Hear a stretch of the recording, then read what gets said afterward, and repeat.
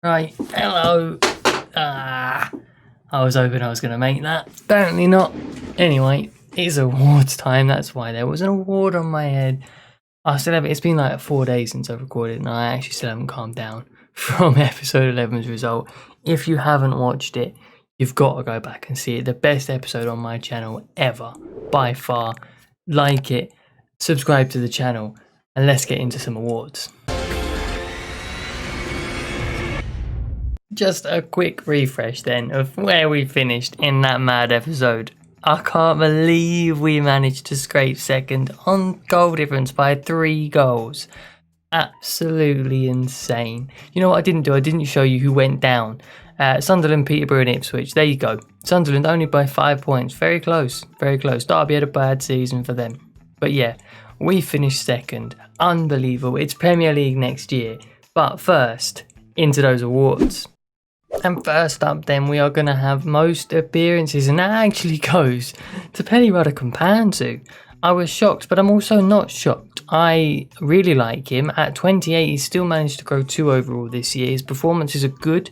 His stats-wise is pretty good as well. I'll run through a squad report at the end, as I always do. But most appearances, with 44, Pelly Ruddock-Panzu, a mainstay in the team and maybe captain next year if I replace Sonny Bradley, but who knows.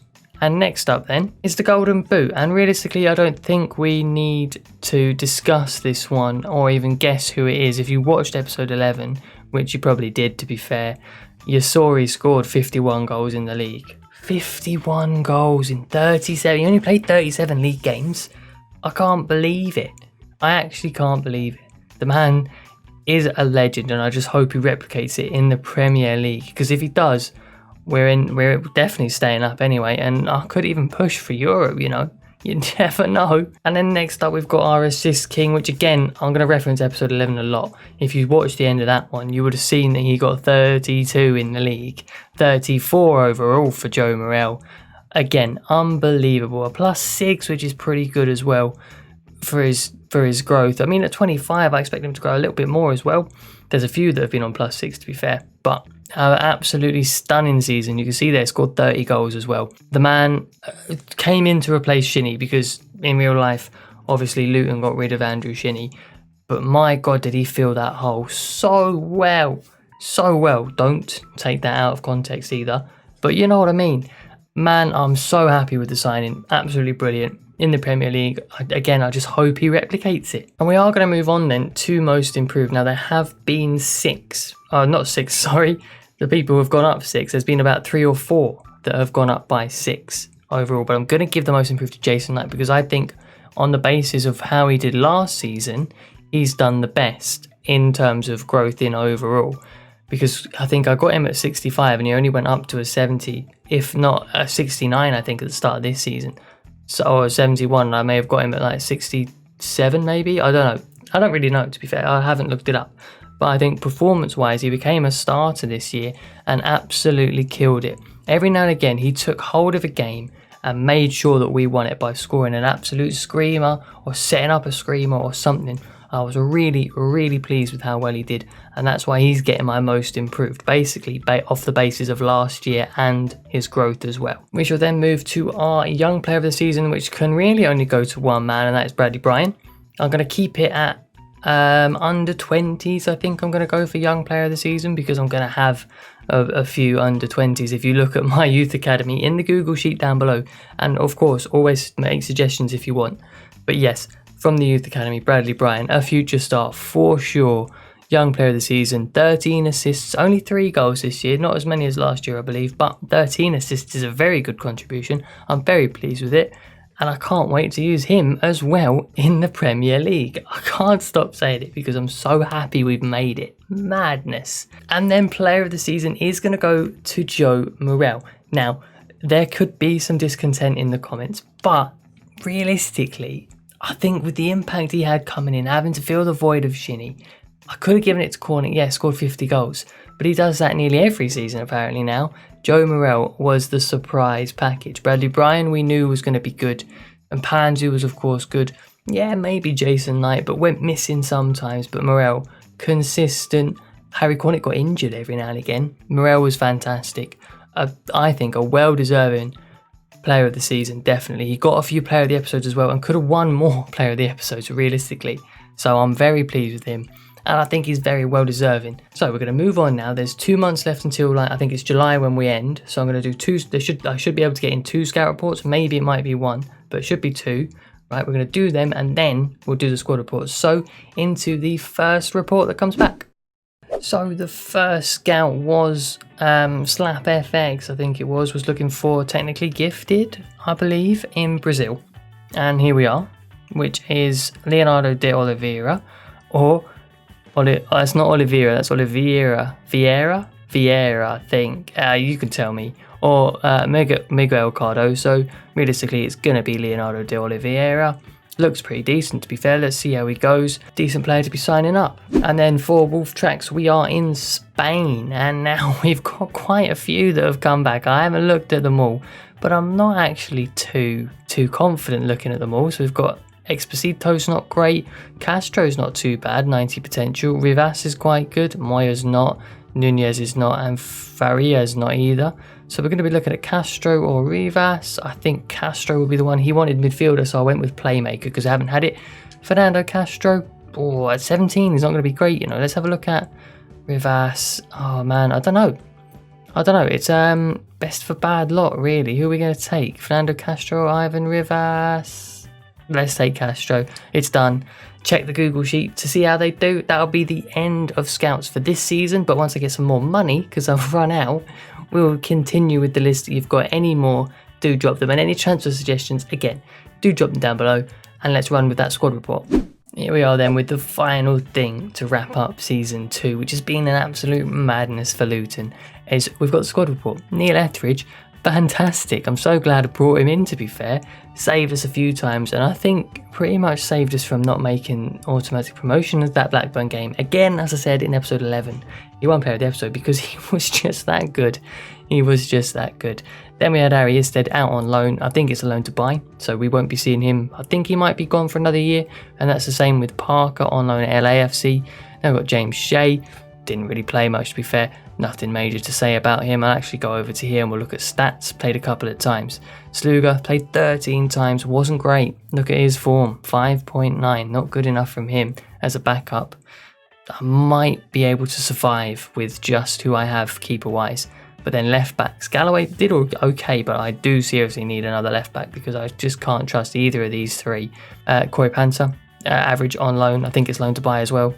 Not really interested in him at all. Matty Pearson didn't play often. Does okay. I'm happy to keep him. Craney's going to be retiring. Look at that, -6, 57. He's out of here.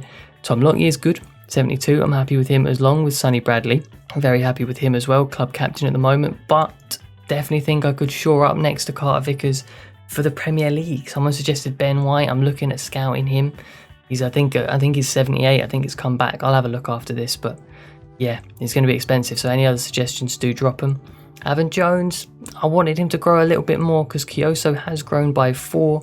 He's 66 rated now. When he comes back, he's probably going to be the backup right back to James Bree, who's had a fantastic season. 2 goals and 5 assists from right back.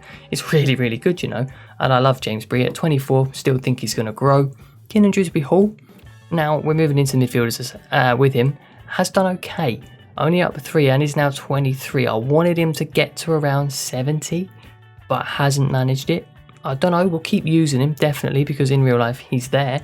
So we'll keep using him for sure. Hopefully he does well. Wisdom Okereke then, I have agreed a loan with him for a year out to LA Galaxy, which will hopefully increase him a bit more to get him some game time. Glenn Ray, I don't sit well with him. He plays every now and again, not as much as say Dewsbury Hall, but you know, if I actually need cover, he's there. And Pansu, most appearances, was amazing. I love the man. Only 2 goals, but just a little bit less than Bradley Bryan, who's actually now gone up 7. Probably should have waited to do my awards now, but it doesn't matter. I'll still give it to Jason Knight. I like Jason Knight. But yeah, Bradley Bryan, a solid CDM, and we knew he would be. He's fantastic. Tunnicliffe never plays. Luke Berry, yeah, could probably do with a backup cam. I'm looking at my youth academy for that, I think. And I think Alex Adams could be the man, you know, even though he's a left winger. We'll see. But there we've got Joe Morel as the starting cam. is fantastic. Had an amazing season. If he replicates that even half in the Premier League, we're in for an absolute joy. Mohamed Kraft, trying to get him on a loan, even a permanent transfer at this stage. I don't rate him. He is in the Google sheet. He will stay in the Google sheet no matter where he goes. So I will keep tabs on him, but I don't rate him, and he won't play for Luton.